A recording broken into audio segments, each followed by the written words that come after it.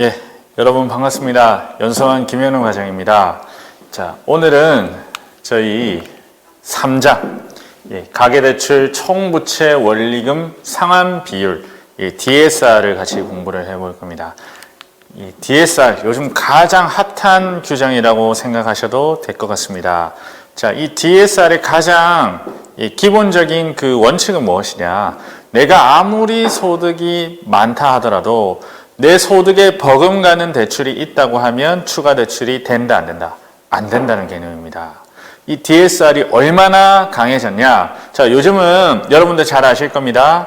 내가 가진 예금, 적금을 담보로 대출받기가 예전에는 아주 쉬웠습니다. 자, 그런데 요즘은 어떻죠? 소득 증빙이 되지 않으면 대출을 해주지 않는 시대가 되었습니다. 정말 이 DSR 때문에 본의 아니게 피해를 보시는 분들이 상당히 많습니다. 대표적으로 어떤 분들이 있으시죠? 우리 개인 사업자 분들은 거의 대부분 보시면 소득을, 자, 저희 근로소득자만큼은 소득 신고를 많이 하시지 않을 겁니다. 소득 신고를 많이 하면 세금을 많이 내기 때문에 보통 보면 세금을 좀 소득을 적게 신고하시는 경향이 많으십니다. 자, 증빙소득이 낮으면 대출을 받으시는데 분명히 불리한 점이 있을 겁니다. 그래서 이 DSR이 요즘 많이 화두가 되고 있는데 우리가 DSR을 정확하게 한번 살펴보고 앞으로 저희 업무에 어떻게 적용을 해야 될지 한번 살펴보도록 하겠습니다. 자, 이 DSR이라는 규정은 저희 부산은행에만 적용하는 규정은 아닙니다. 은행권 공동으로 여신심사 선진화 가이드라인에 따라서 은행권 공통기준으로 적용하고 있다는 점, 말씀을 먼저 드리고요. 자, 용어의 정의를 한번 보겠습니다. 자, 신규 대출은 무엇이냐? 신규로 취급하는 대출을 말하며 기존 대출의 증액, 재약정, 대환, 채무, 인수 등을 포함한다라고 되어 있고요. 다만 대출을 기한 연장하는 경우와 금리 또는 만기 조건만 변경되는 재약정, 대환 등은 신규 대출로 보지 않는다라고 되어 있습니다. 자, 이런 것들도 한번 살펴봐 주시고요. 총부채 원리금 상환 비율 DSR은 차주의 총금융부채 상환 부담을 판단하기 위하여 산정하는 차주의 연간 소득 대비 연간 금융부채 원리금 상환액 비율을 말한다라고 되어 있습니다. 자, 여기서 포인트는 뭐죠? 이자 상환액이 아니라 원리금 상환액이기 때문에 실제로 우리 대출을 받으시는 분들에게는 더 이 심사 기준이 까다로워졌다는 겁니다. 예전에는 이자 상환액 비율만 가지고 했기 때문에 크게 이 대출 금액이 차이 나지는 않았는데 이제는 어떻습니까? 원리금 상환액 비율로 적용을 하니까 증빙소득이 낮거나 소득 대비 부채가 많으신 분들은 대출 받기가 아주 까다로워졌다는 뜻입니다. 자, 소득은요, 비교적 장기간 정기적으로 예상되는 수입을 말하며 소득의 종류는 다음과 같다. 증빙소득, 인정소득, 신고소득으로 나눈다. 자, 이 소득들 어디서 많이 본 것 같죠?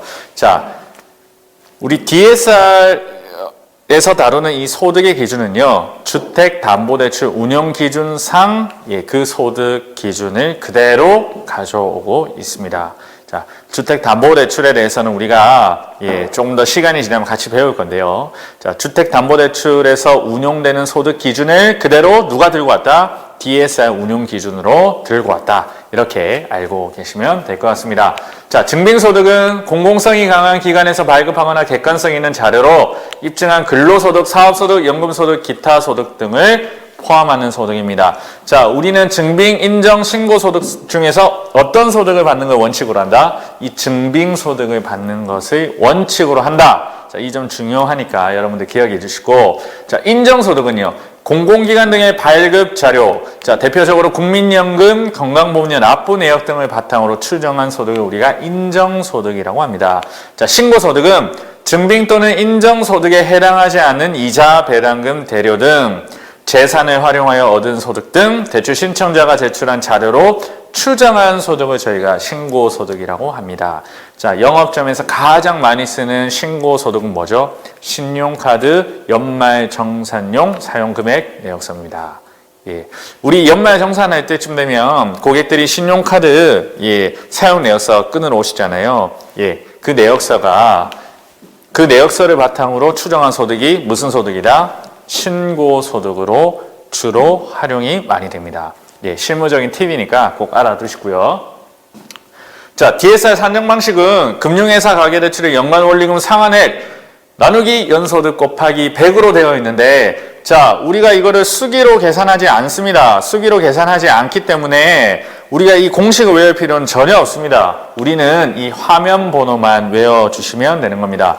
네오비스 0278에 들어가시면 가계대출 DSR 연간 원리금 상환 예정액 조회를 가능하십니다. 자, 여기서 확인이 가능하시니까 여러분들 공식을 외울 필요 없습니다. 이 네오비스 화면 번호를 꼭 좀 외워주십시오.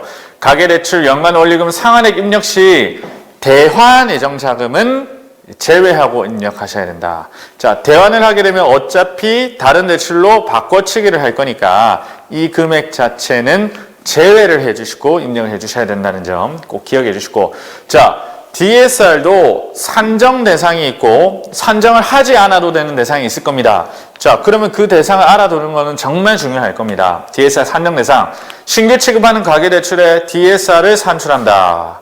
자, DSR을 산출하지 않으면 가계대출은 취급을 할 수 없다라는 걸 대전제로 하고 있습니다. 단, 다음에 어느 하나에 해당하는 대출을 신규 취급하는 경우에는 DSR 산출 대상에서 제외할 수 있으며 바 항목은 타 대출의 DSR 산출 시 기존 부채에서도 제외한다라고 되어 있습니다. 이제 그 항목이 무엇인지 살펴보겠습니다. 자, 분양주택에 대한 중도금 대출, 오피스텔, 상가, 이런 대출들, 자, 등이니까 오피스텔, 상가 등도 포함된다. 분양주택에 대한 중도금 대출은 DSR 산정 대상이다? 아니다? 아니다라는 겁니다. 자, 재건축, 재개발 주택에 대한 이주비 대출, 추가 분담금에 대한 중도금 대출도 DSR 산정 대상이 아닙니다. 자, 서민금융상품. 자, 우리 영업장에서 많이 판매하는 세이망홀씨, 바꿔드림론, 사이토 대출, 징검다리론, 대학생 청년 햇살론, 안정만 대출 있죠? 이런 상품은 서민금융상품이기 때문에 DSR 산정을 안 합니다. 자, 그런데 여러분 주의하실 게 하나 있어요. 세이망 홀씨 대출 예외 승인 대출을 많이 하시죠? 자, 세이망 홀씨 대출 예외 승인은 DSR 산정 대상입니다. 주의하셔야 됩니다. 세이망 홀씨 예외 승인 자금은 DSR 산정 대상입니다. 여러분 주의하세요.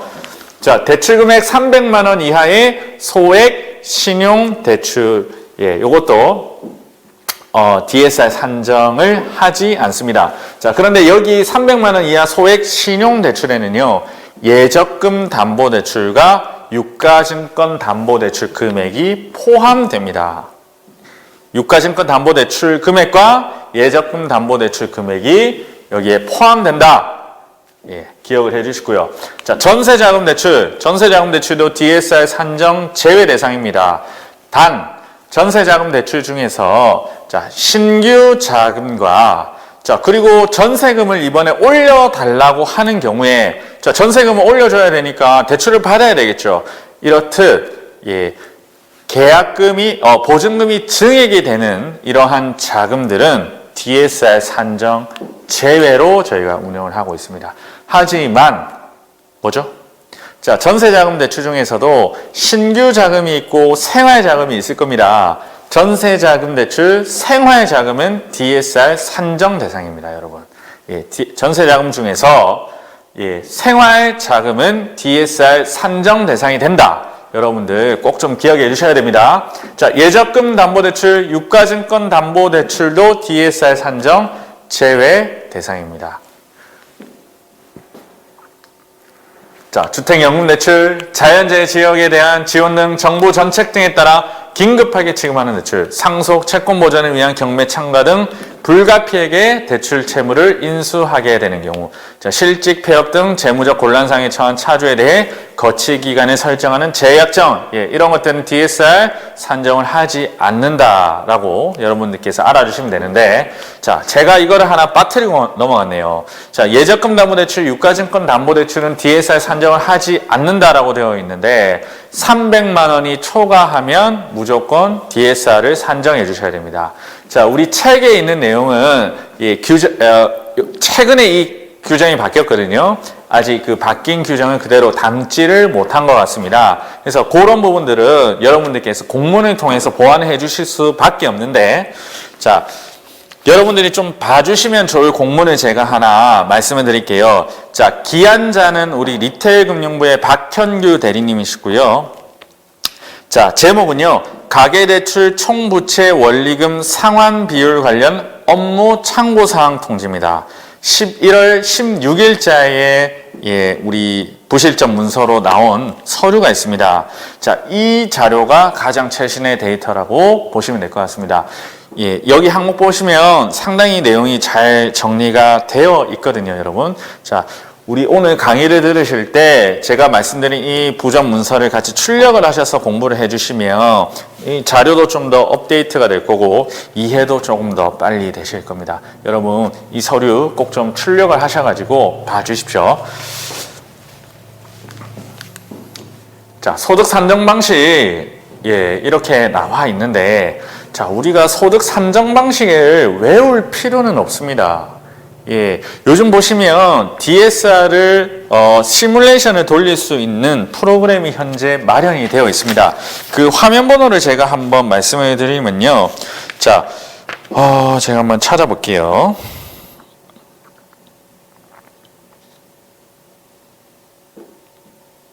자, 여기 보시면 네오비스 9054에 들어가시면 DSR 산출 조회 및 등록 화면이 있고 여기에서 시뮬레이션 진행이 가능합니다. 자, 주담대를 제외한 대출의 경우 네오비스 9054 화면에서 시뮬레이션 진행이 가능하니까 대출을 상담하시거나 사전에 가부 결정을 하실 때 DSR 요걸 한번 파악을 하고 넘어가야 되잖아요. 이 화면에 들어가셔서 파악하시면 돼요. 자, 주담대의 경우에는 네오비스 7598 화면에서 DSR을 미리 한번 시뮬레이션을 돌려보실 수가 있습니다.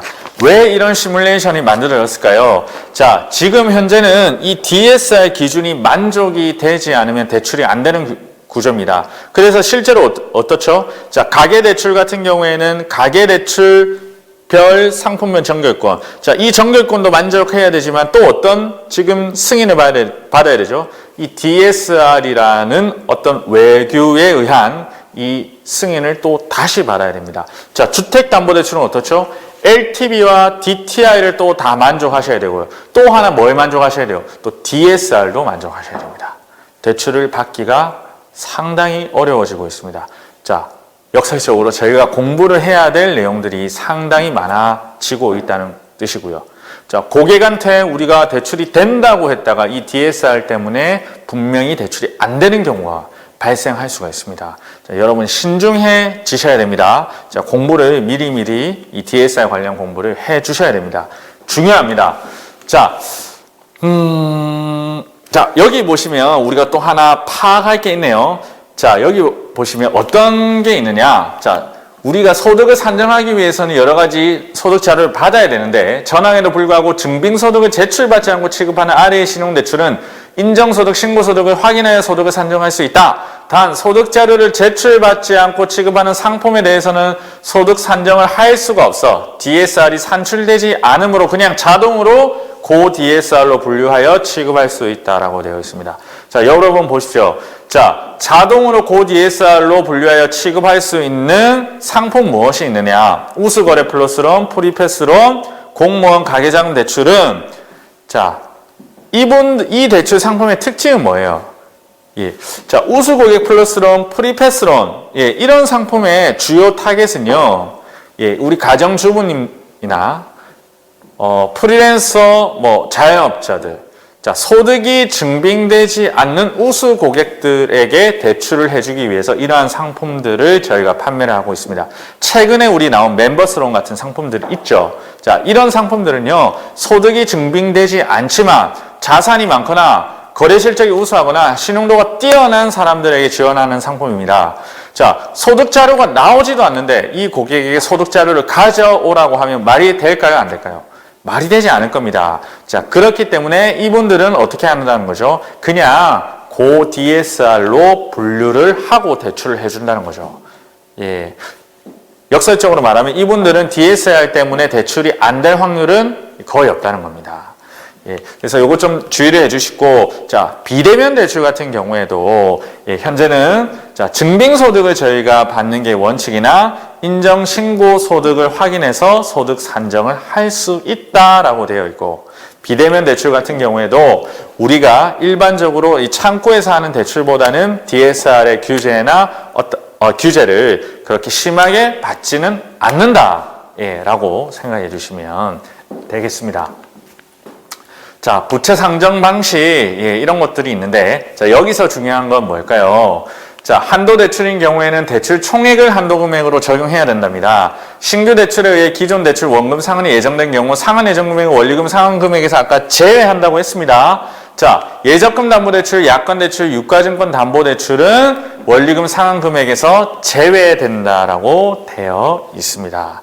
실제로 우리가 그 네오비스 0278의 DSR 상환액을 조회를 하면 이 예적금 담보 대출 같은 경우에는 그 금액 자체가 제로로 나옵니다. 그래서 뭐 향후 내년에는 그 금액까지도 고시가 되게끔 전산이 개발이 된다고 하는데, 자, 여러분들이 꼭 알아주셔야 될 거는 예적금 담보 대출, 약관 대출, 유가증권 담보 대출은 원리금 상환 금액에 포함이 된다, 안 된다?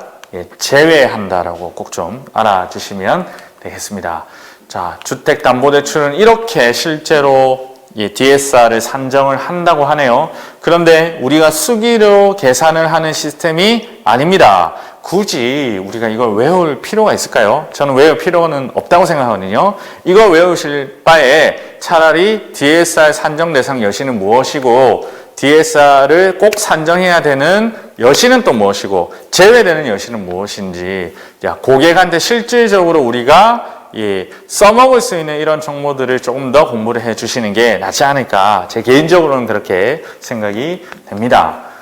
자, 당행 내규에 의한 운용 기준 한번 보시겠습니다. 고 DSR 대출은 산출된 DUS 비율이 100%를 초과하는 대출을 우리가 고 DSR 대출이라고 했습니다. 자, 우리 아까 우수고객 플러스론, 프리패스론, 공무원 가계자금 대출 같은 경우에는 보통 소득 증빙 자료를 받지 않고 대출을 하니까 뭐예요? 고 DSR 대출로 자동으로 분류를 하고 진행을 한다 했습니다. 자, DSR 활용 한번 보겠습니다. 자, DSR로 인해서 이 정결권 자체가 달라져 버려요. 한번 보시겠습니다. 신용대출은 DSR이 100% 이내에 들어오면 해당 여신 정결권자의 승인 후 취급하시면 돼요. 자, 100% 초과가 되시면 어떻게 돼요? 12등급이 1에서 5등급은 해당 여신 정결권자 승인 후 취급을 하시고, 자, 12등급이 6등급 이하인 사람은 해당 여신 정결권자가 영업점에는 불구하고 본부에 승인을 올리셔야 된대요. 단, 상품별 업무면에서 정한 정결권을 영업점으로 정하고 있는 상품은 해당 상품으로 취급이 안 됩니다. 자, 이 사람은 상품별 정결권에 따라서 영업점장님 전결로 대출이 나갈 수 있는데, 상품으로 나갈 수 있는데, DSR이 걸려버린다. 여기 기준에 해당이 된다. 그러면 상품별 대출을 적용할 수 있다, 없다? 적용할 수 없다는 겁니다. 그러면 이 사람은 대출을 굳이 지원하고자 하려면 어떻게 해야 돼요?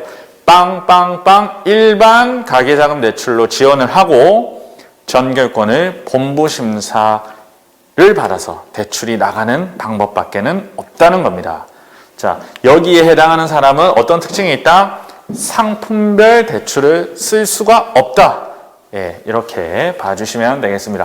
자, 담보대출은 어떻게 되어 있나요? 150% 이내는 해당 여신 정결권자의 승인 후 취급하게끔 되어 있고요. 자, 150% 초과가 되면 12등급 1에서 6등급은 해당 여신 정결권자의 승인 후 취급하시고, 12등급 7등급 이하는 해당 여신 정결권자가 영업점에 에도 불구하고 본부 승인을 받아라 라고 되어 있습니다. 자, DSR 활용 예외사항을 한번 보실게요. 자, 보금자리론 내 집 마련 디딤돌 대출은 고 DSR에도 불구하고 해당 상품의 정결권자가 승인한다. 집단 대출 형태로 본부에서 승인받아 취급하는 대출은 영업점 정결 취급 가능하다라고 되어 있습니다.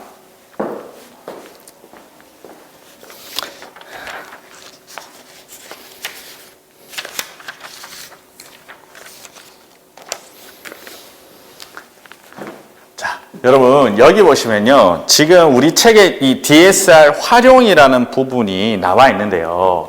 자, 이 내용도 지금 제가 강의를 하면서 한번 검토를 해봤더니 개정이 됐습니다. 예, 이 개정된 내용을 여러분들께서 또 알고 계셔야 될 것 같아요. 이 개정된 내용 자체가 제가 아까 말씀드린 이 11월 16일자 이 공문을 보셔야 됩니다. 예, 우리 책에는 지금 이 예전에 우리 DSR 규정이 지금 나와 있어요. 예, 여러분들 이 규정을 지금 따라가시면 안 됩니다. 얘는 트렌드의 한참 지난 규정입니다. 자, 그러면 제가 바뀐 규정을 간단하게만 한번 말씀을 드려볼게요. 자, 신용대출 상품 같은 경우에는 자, DSR이 100% 이내 또는 DSR 100% 초과이면서 12.1에서 6등급 이내에 들어오시면 정결권 제한을 적용하지 않습니다. 이 지금 1에서 5등급이라 되어 있는데 자, 1에서 6등급까지는 적용을 하지 않더라. 자, DSR 100% 초과이면서 12.7등급 이하인 경우에는 상품별 대출 취급이 안 된다. 지금 현재 이렇게 조금 개정이 되어 있습니다. 보시면 이 DSR 규정이 지금 엄청 많이 바뀌어 있거든요. 여러분들 이 공문을 꼭 보셔야 됩니다. 지금 보니까 이 책의 내용을 바탕으로 저희가 연수를 하다 보니까 이 동영상을 촬영하다 보니까 이런 부분들이 좀 잘못되어 있다는 걸 저희가 지적을 할 수가 있는데요. 지금 이 내용은 트렌드에 맞는 자료가 아닙니다. 지금 DSR 규정이 계속 바뀌고 있습니다. 그렇기 때문에 우리 책을 만든 이 시점하고 지금 이 공문상에 나와 있는 이 규정하고 좀 갭이 많이 있습니다. 여러분들 주의하셔야 돼요. 자, 이걸 보고 하시면 안 됩니다. 11월 16일자 우리 박형규 대리님께서 작성하신 그 자료를 봐주셔야 됩니다. 한 번 더 말씀드릴게요.